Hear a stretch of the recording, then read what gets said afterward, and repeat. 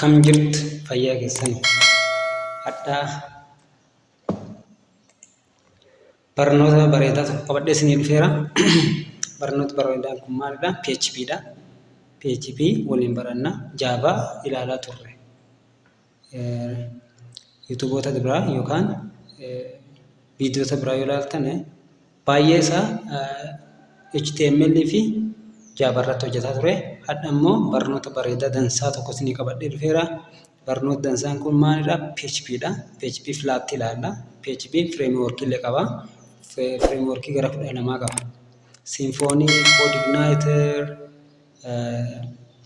Laravel, Cookie baay'eedha. Gara 12ti. Garuu aduu jalqaba Symfony kanan jalqabin maal laaluu qabna? PHP flat ilaalla jechuudha. Kilaas keessa qabaran flat jechuudha. Baay'ee salphaadha. Baay'ee salphaadha. Achi kaanee gara advanced dhufna.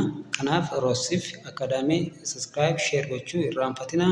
Filannoo keessan Roosif Academy godhadhaa. Amma gara barnootaatti. Okay. Learn PHP kan jedhu hadha waliin ilaalla jechuudha. Asirratti yoo ilaaltan irrattine PHP barannu kan jedhu Roosif Academy isinii qabatee dhufeera. Asirraa kan ilaaltan PHP frameworkidha. Isa ilaallu. Akka moodeliitti kana fudhadhe malee isa ilaallu Symfonyidha. Baay'ee kan baay'ee jaalladhuu fi irrallitti kan hojjedhaa jiru Symfonyidha. Inni biraa immoo asirra hin jiru natti fakkaata. Laravelidha. CodeIgniter illee sadan kun baay'ee frameworkii dansaadha. CodeIgniter, Symfony, Laravel. Isaan 12 keessa isaan. Garuu hadda isaan ilaallu. PHP flat ilaalla. PHP flat keessatti kan ilaallu hadda introduction to PHP kan jennu ilaalla. PHP syntaxii isaa ilaalla. Syntaxii yookaan formulaa jechuudha. Formulaadha. Declaration qaba. Declaration isaa kana ilaalla. Akkuma Java PHP illee variable qaba. Variable qaba. Field qaba jechuudha. Function illee qaba. Yookaan method yookaan function hin qaba. Function san keessatti immoo akkamiin akka syntaxii hojjennu, akkamiin akka variable declare goonu, akkamiin akka variableota fayyadamnu yookaan field variable maal akka ta'e data type illee ilaalla. Data type illee ilaalla. Data type illee ilaalla. Akkasumas PHP control statement warra jedhan kanneen akka if statement, for loop, for each kan jedhamu jira. Switch kan jedhu jira. Akkuma Java illee qaba. Conditional statement hin qaba. Hin ilaalla waliin jechuudha. Inni dhumaa baay'ee bareedduu fi advanced PHP keessatti kan fayyadu yoo jiraate PHP Areedha. Areedha akkuma Java keessatti yookaan C++ keessa ilaaltan Areen as keessa illee jirti. Areen maal akka ta'e tokko waliin ilaalla. Garuu hadha kan ilaallu introduction to kan jedhu kan ilaalla. Garuu as keessatti maal baranna itti fufnee jechuudha. PHP form kan jedhu illee PHP form kan jedhu illee hin baranna. Egaa PHP form hojjenne HTML illee hojjenna jechuudha. HTML keessatti hojjenna formii kana. Formii irraati gara PHP tti dabarsina. Gara PHP tti maal dabarsina? Global variable warra jedhamu jira. As jala baranna jechuudha. Amma hin barannu, hadhaan barannu garuu global variable maal akka ta'e kanneen akka request kan jettu jira. Kanneen akka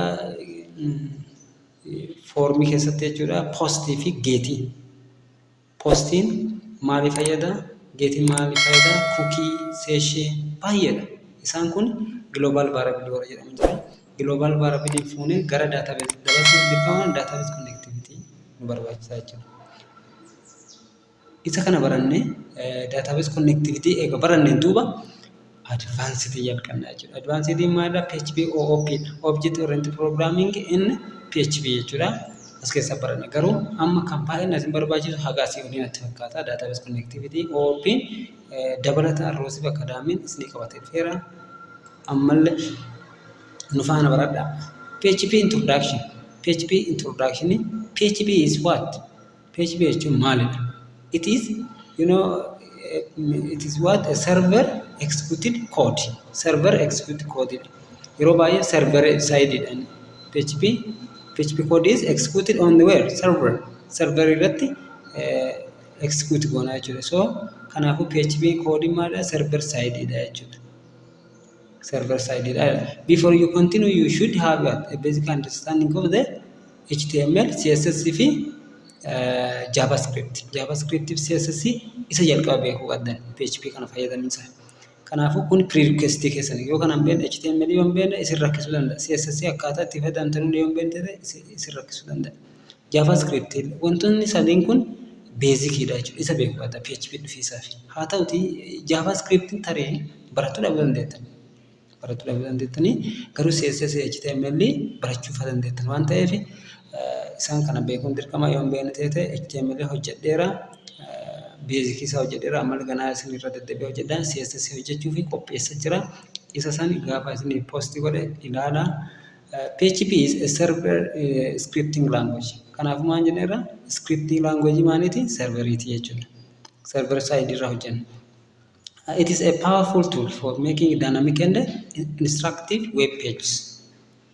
Maalidha website hojjechuuf it is what dynamic static HTML keessatti maal hojjenna static hojjenna jechuudha. Web page hojjettaneettan jedhee yaada maan keessatti HTML keessa yeroo barattanu programming waan keessatti jechuudha. I hope barattaneettan maali web page akkam hojjenna website akkam akka hojjenna CSS fi yookaan CSS ala yeroo hojjennu HTML hojjettaneettan. That is static web page. Static web page jenna jechuudha. Yeroo isaa hojjetaa turtan ka HTML hojjettane staticidha.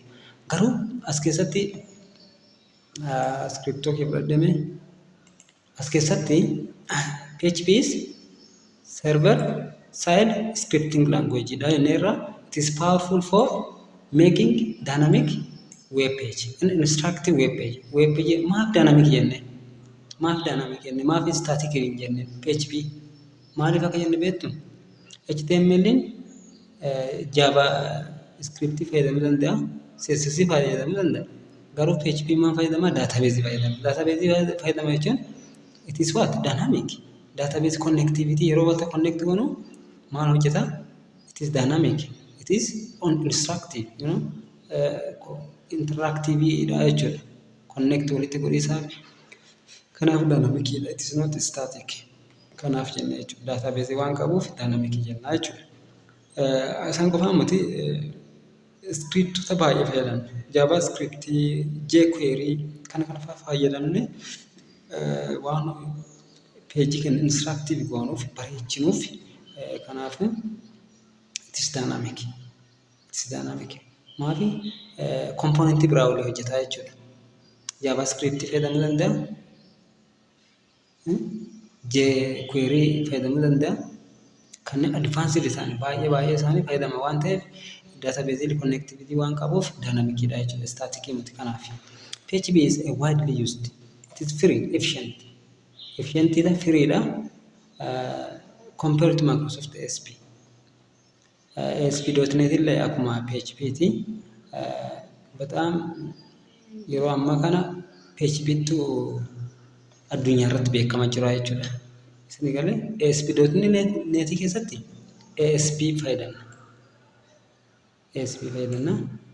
PHP immoo eessattuu fayyadamuu dandeenya jechuudha. What is PHP? PHP it is acronym for what? PHP acronym hypertext preprocessor dha jechuudha. Hypertext HTML maalidha? Hypertext markup language asirratti ko hypertext preprocessor dha jechuudha. Kanaafuu kanaadha jechuudha. PHP is a widely used open source dha. Open source jechuun free dha jechuudha. Free download goone install goone qofatti fayyadamna. So open source dha. PHP scripts are executed on the server. Asirratti execute maani script barreessinu. Coding barreessinu script jechuun codeedha waan biraati. Coding barreessinu server side irratti execute ta'a jechuudha. PHP is free to download and use. Free dha jechuudha. What is a PHP file? PHP file akkuma Java file PHP file jechuun jira. Kanaafuu PHP file can contain text. Text qabaachuu danda'a. HTML qabaachuu danda'a. PHP keessatti HTML achuma keessatti CSS qabaachuu danda'a. Maani PHP JavaScript of keessa qabaachuu danda'a. Akkasumas PHP code illee qabaachuu danda'a jechuudha. Tokko ilaala addee tokkotti fayyadamna. Tekstiin jira. HTML documentiin jira yookaan HTML koodiin jira, CSS jira, JavaScript jira, inni PHP koodiin jira. Kana hunda of keessa qabatee PHP faayilii jenna jechuudha.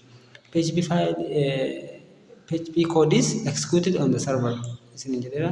The result is returned to the browser. Run goone yookaan execute goone dhumarratti plain text isaa eessa ba'a? Browser irratti nu ba'a jechuudha. Outputii browser irratti.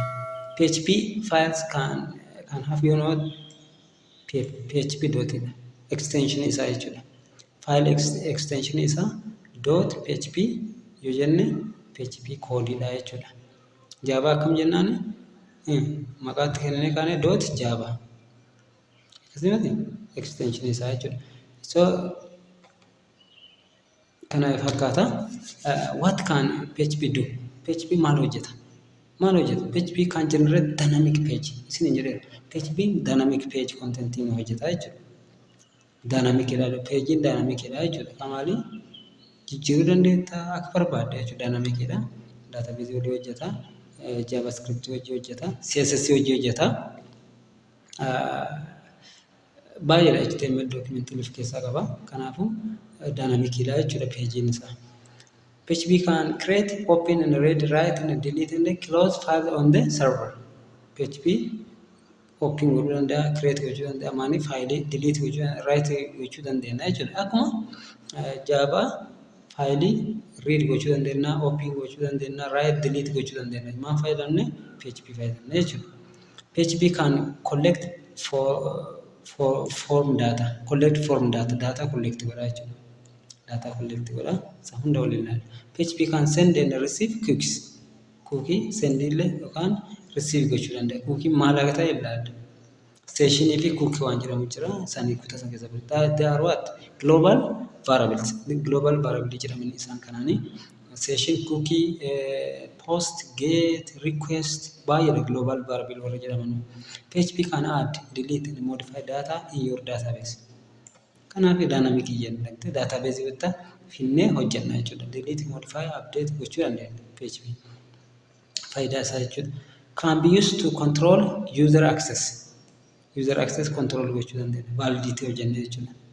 User control gochuu dandeenya. Akka inni text yeroo galchitu akka inni didatu. Bakka nambarii age fakkeenya yoo fudhatte age isaa integer bakka age isa yoo qubee galchitu fudhatuu qaba fudhatuu hin qabu. Kanaaf control gochuu validate gochuu qabna. Akka inni achirratti qubee hin fudhanne bakka lakkoofsa bakka qubee qofa. Sigalee akka inni special character kanneen akka doolaarii hashtagii baay'eedha special character warra jedhaman. Isaan kanallee akka inni fayyadamne gochuu dandeenya jechuudha. PHP kan hojii isaa biraa maalidha? Kan encrypt data encrypt godha. Maal fayyadamna data encryption? Security jecha we have to secure or we have to encrypt our data by using PHP code. PHP syntax qabaa jechuudha. Formula qabaa jechuudha. PHP ennaan formula qabaa jechuudha. Sigalee PHP script is executed on the server. General, the plain text can be back to what? Browser irra dhufa. Output isaa browser irra dhufa. Kanaafuu basic PHP syntax kan jennu asiin kana banne mallattoo gaaffii goone PHP jenneetu asitti cunnaa jechuudha. Gidduu kana maaltu barraa jechuudha? Gidduu kana maaltu barraa? PHP koodii barraa jechuudha. PHP koodii as keessa barraa. Asii ol asii gadi HTML fudhachuu danda'a.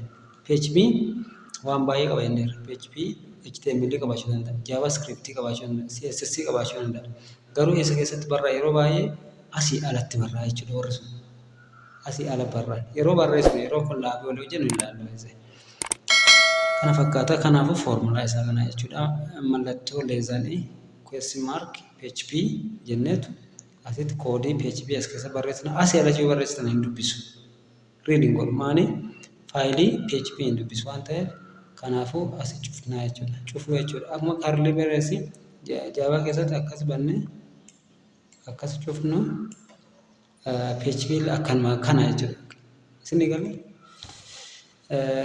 the default file extension for PHP is .php no. default ira by default kana fayyadama. A PHP file normally contains HTML tag ile qabaachuu qaba jenneerra HTML ni fayyadamaa ta'e. Some PHP scripting languages alif keessaa qaba. So below we have an example of a simple PHP file with PHP script that uses built-in PHP function. Echo jedhama. Echoon output. See out jechuudha. Echo jechuun see out jechuudha. To output the text. To output the text. Hello world kan jettu fakkeenya text baasisaaf echo fayyadamna jechuudha. See out dha jechuudha. Isin galee see out system dot out dot println Java keessatti akka seenna C++ keessatti see out jenna jechuudha. PHP keessatti garuu echo jenna jechuudha. So fakkeenyaaf kanaaf dhannu. Doctype HTML yeroo browserota garagaraatti fayyadamnu HTML yeroo jalqaba akkana barra. Doctype HTML qaba. Akka inni dookumentii keenya nu dubbisuuf jalqabarra goona. HTML jira jechuudha. HTML jira achi body keessatti argitanii body keessa barreessina jechuudha. Inni kun paartiin kun paartii PHP faayileeti. PHP faayilii yookaan bakka koodii PHP itti barreessinu jechuudha. Body kana keessatti asii cufnaa body. HTML ma keessatti dhaqnee PHP barreessina akkanatti. So echo kun formulaa amma dura ilaali syntax isaati. Asii bannee asii cufna. Koodii isaa as keessa barreessina. Echo jechuun maal jechuudha? See out jechuudha. See out hello world kan jedhu see out outiin nu godha. Eshi PHP statement is end with what? A semicolon. Yeroo hunda semicolon hin dhufu. Laaltanii kun semicolon qaba jechuudha. Semicolon kana seenaan error isin fida. So PHP statement is end with a semicolon. PHP comment is PHP keessallee barbaachisa. Maafi yeroo baay'ee fayyadamna seetan comment as ilaalla. Tokko to understand your code. Some others person. Programmeroota qaba waan ta'eef namoota koodii hojjetan baay'ee industirii gurguddaa keessatti yoo ilaaltan koodii nama baay'ee walitti deebi'ee hojjeta waan ta'eef koodii laayinii tokko barreessitee gaata akka namni sun waan achirraa hojjetaa jirtu hubatuuf you have to put the comment. Commentii achi barreessitaa jechuudha. Let others understand your code. Waa isa tokkoffaa commentiin maalidha? Akka namni biraa koodii kee hubatuuf yaada kee achi barreessita. Lammaffaa remind yourself of what you did. Maal akka hojjette ifii keetiyyuu remind. Maaf koodii baay'ee barreessina waan ta'eef maa asirra hojjedhee sadarkaa jettu yaadannoo achira. Na yaadannoo jechuudha bakka nootii qabattee jechuudha bakka komentii keessatti. Maafi server side irra hojjeta waan ta'eef komentii keessa goonaan koodii nuun dubbisu kompiitarra jechuudha. As ilaalame single line comment fi multiple comment qabna.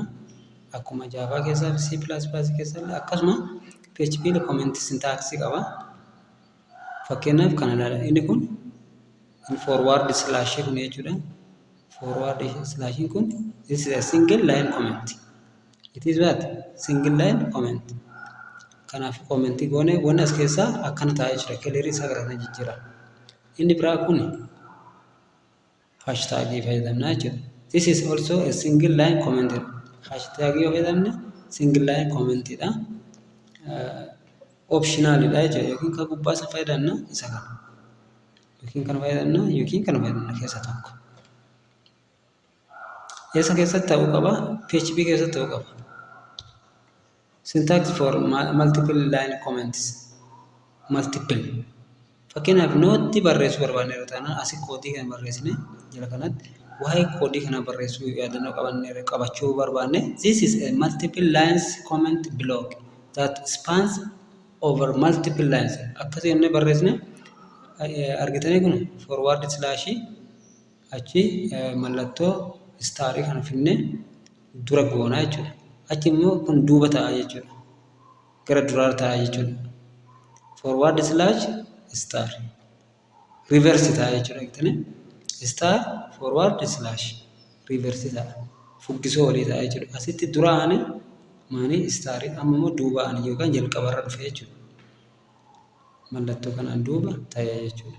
Kanaafuu maltiipilii as keessa wanni barraa'e tokko achi kaasee akkasitti wanni barraa'e hin dubbifamu kompiitaraa fi kanaafuu komentii gooteetta yuuzarotaaf yookaan sooftiweer developperii namoonni jiranuu akka ati koodii sana fayyadamtu yookaan dubbittu yoo yaadannoo keeti maal as akka ati hojjetteetti nam tokko dhufee dubbisaa jechuudha. Nam tokko duuba keeti koodii sana bane dubbisee hubataa jechuudha. Kanaafuu nootii keeti jechuudha wanni kun. Using comments to leave out parts of the code. Partii hin barbaachine keessaa leave out gochuu barbaadde asitti kan asitti banne. You can also use comments to leave out parts of the code. Code partii wayi kuni declaration ganaatti dhufna. Variable keessatti ilaalla. Garuu asiif aga asitti wanni jiru hin dubbifamu. 15 kun hin dubbifamu. Hin dubbifamu. Isin galee kanaafuu kun equal isin jedheera cout cout godha kun declaration dha jechuudha. Variable declare na goonu doolarii finna. Variable yeroo declare goonu doolarii finna. X jechuun maqaa variable chaati is equals to 5 assign it goona jechuudha. Assign goona memory locate nu godha bakki kuni int type data type maali kana gulana laana ishee gara duraatti ilaalla. Maaliif asitti don fayyadamin darbe? Maaf hin darbe hin fayyadamin darbe? Inti moo maan hin beeka kompiitar? Akkamiin beeka? Maaf jennaan declaration partii keessatti kompiitaraa fi declare goona waan tokko beeksisuu qabna jechuudha. Kanaafuu bifa kanatti qopheessina. So PHP variables akkuma jaabaa PHP maal qaba? Variable qaba jechuudha. Variables are containers. Xaasaa jedhaa fudhadha xaasaa. Xaasaa bishaan innatti naxxanu xaasaa maa isinii qabata? Bishaan san qabata. Variable maa isinii qabata? Wanta isitti kennite san qabata jechuudha. Akkuma bakka variable jennu waa akka xaasaa wanta akka jarkeenii akkasii fudhadha. Isinii galee waa akka kubbaayyuu fudhadha. Kubbaayyaa san keessatti aanan yookaan shaayii yookaan buna innatti naannu kubbaayyuu sun maal nu qabate? Buna nu qabate. Bunni maalidha? Vaaluudha jechuudha. Doolara barreessine x is equal to 5 yoo jennu x is what? Xaasaa sanii jechuudha. Konteeneriidha jechuudha. Is equal to 5 yoo jennu san waa itti naannisan bishaan san aanaa hin ta'uu danda'a waa itti naannisan jechuudha. Waa itti keessa keetta jechuudha. Dooniyyaa dabladha dooniyyaa midhaan itti naannisan. Dooniyyaan konteeneriidha jechuudha. Qabe waan san qabeeru wanti itti naannisan boqqolloo ta'uu danda'a xaafii ta'uu danda'a that is value is equal to 5 yoo jennu xaafii yookaan boqqolloo akka itti naqa jirtu akkasii fudhadha. It is real life wanta real life it. So creating or declaring PHP variables. Akkuma Java keessatti yookaan C++ keessatti we have to declare variable. Variable declare. In PHP variable starts with what? This dollar sign. Dollar sign kanaan jalqabu qaba. Start with dollar sign. Maani variable. X is equals to 5 adoo jette it is error. Asitti semicolon finna. Kanaaf addina maa fiduu qabna? Doolara finna jechuudha. Sorry bete. Scriptoon sirrii naan barreessu. Doolara yoo asiin fidini kanaafuu x kun maalidha? Konteenerii yookaan xaasaa yookaan dooniyyaa dhabdadha. X is equal to 5. 5 is what? A value. Value is what? Boqqolloo midhaan waan tokko itti naxxana jechuudha. Kanaafuu memory maan ta'eera? Locate ta'eera bakka sana. Bakka ati itti naqartu. X is equal to 5 yoo ta'u memory locate goote jechuudha. Example PHP akkana barraa'inne irraa fakkeenya PHP akkasii banne less than greater than PHP achi declare goona. Declare goona jechuun kompiitara beeksinnaa jechuudha. Create goona maani memory locate ta'a yookaan memory itti create ta'a jechuudha. Memory create goone bakka X yookaan A B jennee locate goona san memory adda addaan hammaati yookaan keebaayitii meegaabayitii wanta achirratti keessatti murteessa waan ta'e maaf jennaan bishaan yoo fayyadamte guutuu dandeetta xaasaa tokko nattee buna tokko siniin nattee yookiin guutuu dandeetta yookiin guutuu dhabuu dandeetta that is depend on you si irratti hundaa'a jechuudha akkuma san kompiitaraa fi memory locate godha locate godheen duuba amma yeroo akkana goonu maaniin beeka loosely coupled baay'ee ilaala loosely coupled maanii PHP loosely coupled data type declare gochuu asfalligin maata hin barbaachisu isin hin barbaachisu hin beekaa jechuudha. Loosely coupled jechuun nama dirqansiisu string int float double char byte kana itti fayyadamaa isin hin cinqu. Gaafuma isin addana fiddan string ta'uu beekaa jechuudha. So it is what? Loosely coupled. Ilaalla. Akkuma amma ilaalle declare yeroo goonu doolaaraan jalqabnaa jennee irra yeroo hunda variable doolaaraan jalqaba. Text jennu maqaadha yookaan qabee waan saniiti waan nuu qabaaru. Sinii jedhamudha. Is equals to hello world gaafa jettu hello world maalidha? Stringidha. Wanti akkanaan taa'u kun double quote keessa taa'ee hello world jedhee dhufu stringidha. Kanaafuu inti jedhee fudhatu jechuudha kompiitarri. Maal jedhee fudhata? Hin beekaa jechuudha. String ta'uusaa hin beekaa jechuudha.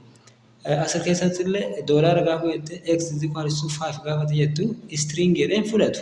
Kaarakteri yookaan kaara jedhee fudhatu. Byte jedhee fudhatu. Float double jedhee fudhatu. Inti jedhee akka ta'e hin beeka. Gaafuma asirra keettuuf inni hin beekaa jechuudha.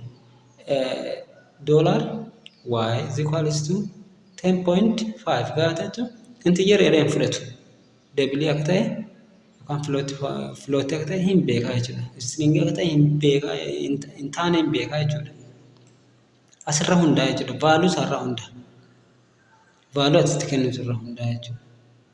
Hin beeku waan ta'eef. Declaration jechuun akkasidha. Beeksisu. Eessa beeksisna gaafuma assign itti goonu. Gaafuma value inni irra kennu computer declare goonu jechuudha. So after execution of the statement of above, the variable this one akkuma asirra laattani inni kun jechuudha.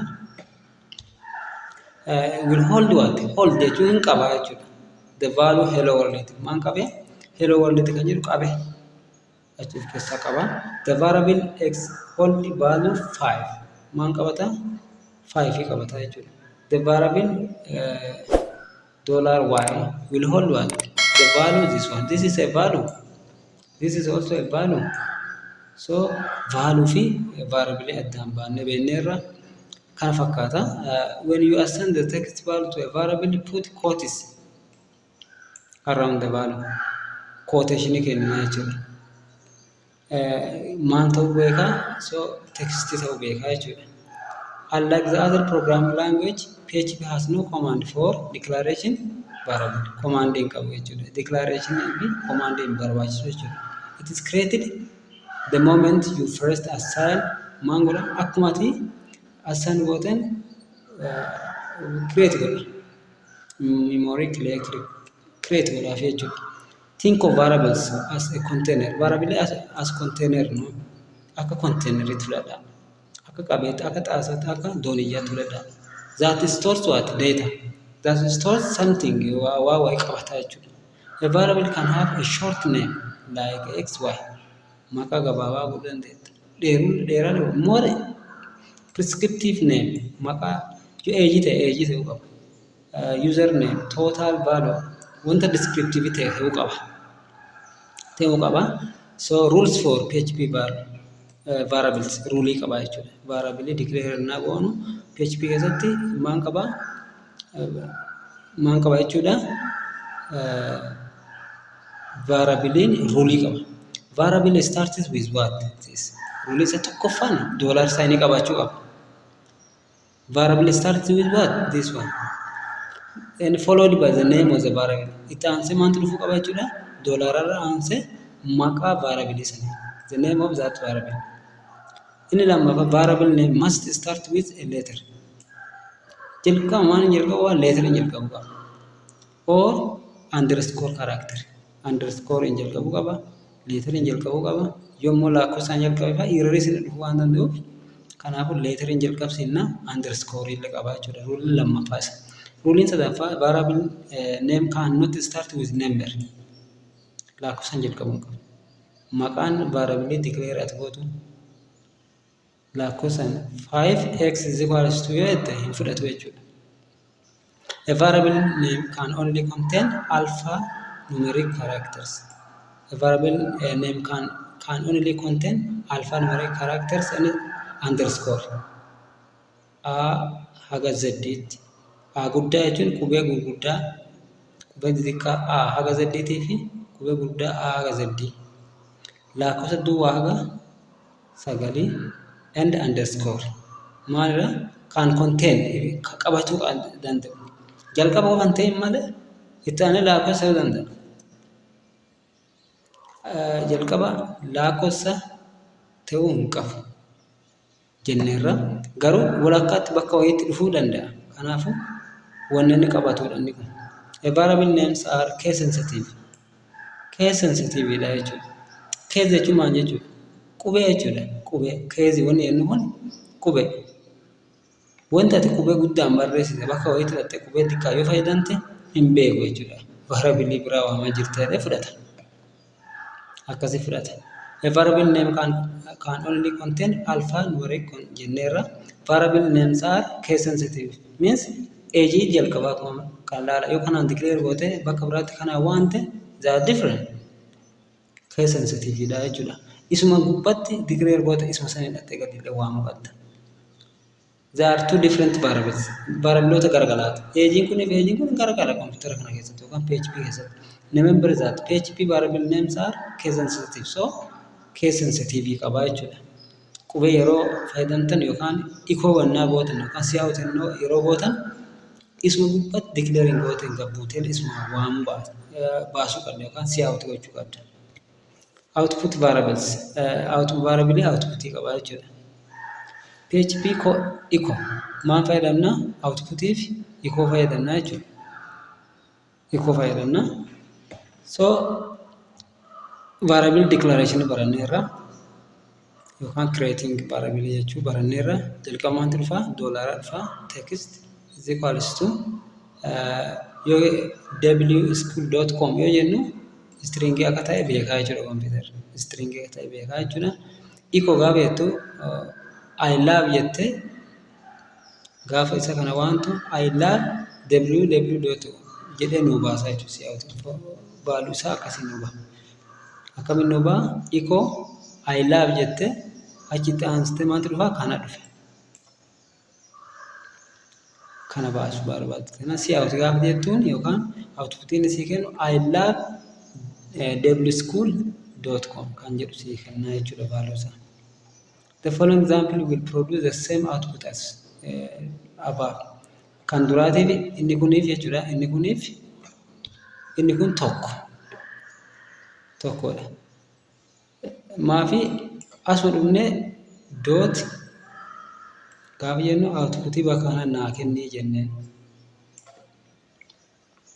I love string keessatti echo I love string goone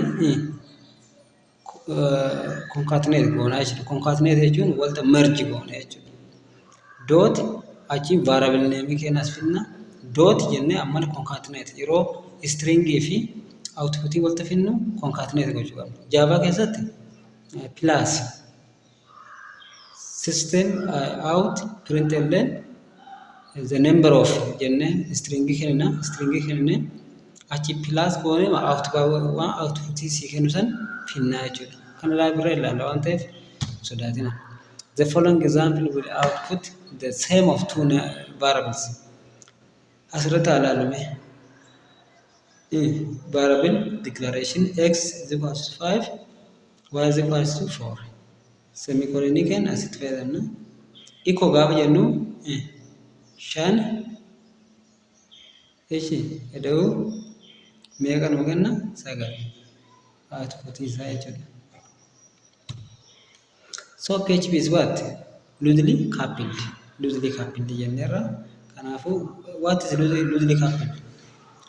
Loosely coupled jechuun maal jechuudha? Data type dirqama inti floatii, double, string, byte jennee itti fayyadamuun nu dirqisiisu jechuudha. Gaafuma ati declare goote is equals to jettee value tokko irra keettu assign gaafa itti gootu beekaa jechuudha. Is it string? Is it character? Is it double float? It knows automatically. PHP automatically associates data type to the variable depending on what it is value. Value at kennitu murteessa jechuudha. Data type advanced. Since the data types are not set in strict sense. Sense strict going nature. You can do things like adding a string to an integer without causing an error. In PHP 7, type declaration were added. PHP 7 keessatti type declaration itti dabalameera. PHP variable scope. Variable scopein global variable fi local variable fi static variable jennee bakka sadi qoonna. Global variable akkami local variable akkami static variable akkam akka ta'e waliin ilaalla. So scope qabaa jechuudha, boundary qabaa jechuudha. Bakka variable kan itti fayyadamnu jira jechuudha. Global declare goone localitti waamuu dandeenya. Localitti declare goone adda biraatti waamuu dhabuu dandeenya. Maafi function san keessa ala waan local boundary itti kenna jechuudha. Daangessinee jechuudha. Kanaafuu local fi global fi static variable akkam akka fayyadamnu ilaalla. Global and local scope.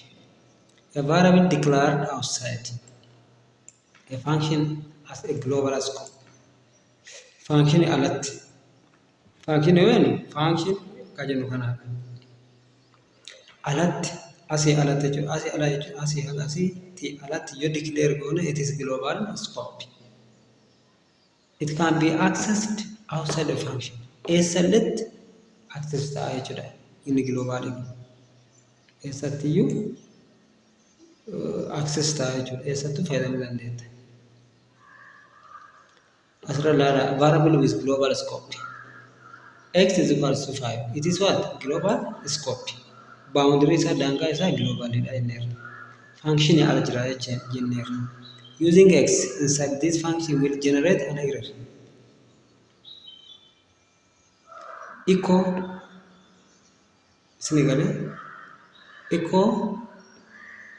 variable X inside function is maan fida error fida. Maal global kan jennu function itti dabalu qabna jechuudha. So asitti fayyadamnu echo variable X outside function is this.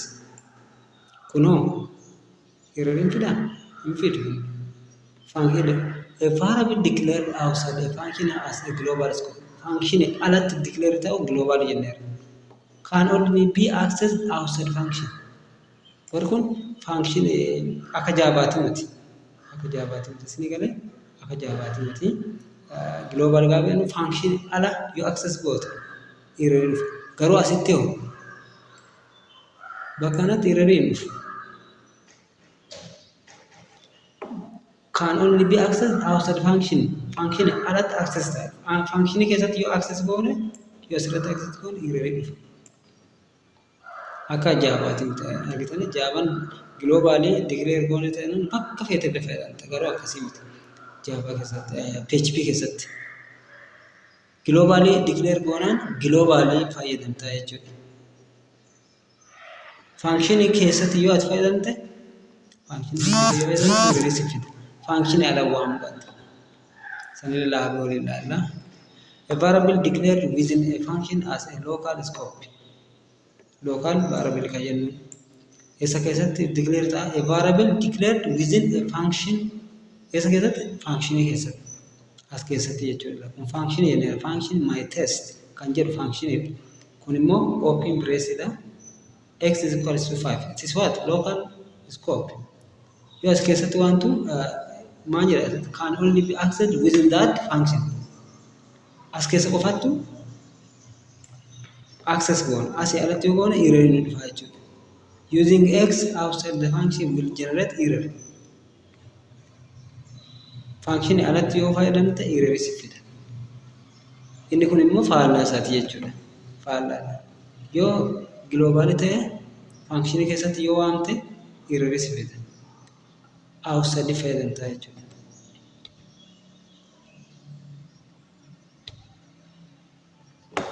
You can have a local variable with the same name in different function. Maqaa tokkoon asitti fakkeenya y jenneerra asilletti y jennee fayyadamuu dandeenya. Faankishinii gara garaa keessa jira waan ta'eef. So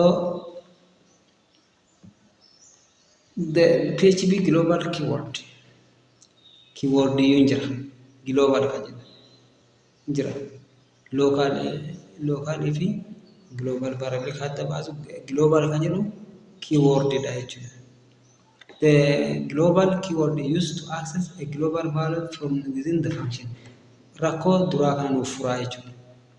Asitti kun global variable jenneerra gaafa immoo lookaalii kana keessa waamnu yookaan faankishinii kana keessa waamnu error nuuf fidee miti garuu global gaafa jennee as fayyadamnu furmaata nu kenna jechuudha.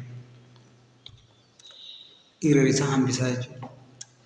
Function my test global silaama x keessatti declare ta'e as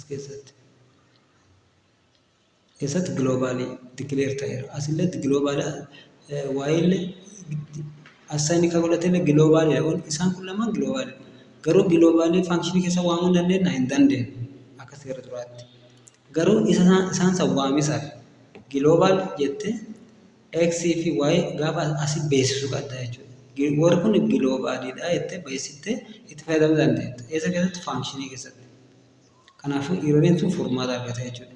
Kanaafuu y is equals to x plus y walitti dabalee 15 nuu kenna jechuudha. Equal gaafa jennu asitti kun function callidha baay'ee. Inni kun function call.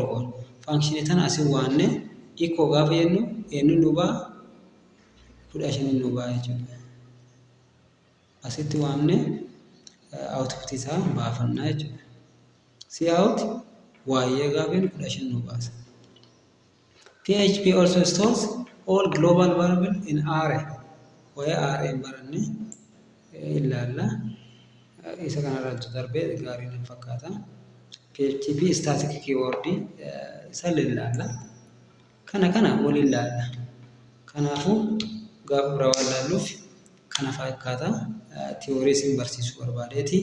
Gaafa biraa immoo haala gaarii laabisaa jalqabna. Amma immoo tiyoorii kana fakkaata. Tiyoorii kanarra laabii waa hojjedhuufi paartituu Roosif Akaadaamii irra ilaalladhaa. Yeroo hunda Roosif Akaadaamii kan jedhu telegiraamii fi yuutuubii kiyya cheek godhan biraan darbinaa saskiraayib sheer walii godhaa afaan Oromiffaatiin gadi sirriitti miidhasnee waliin barannaa wayyamaa isin jaalladha.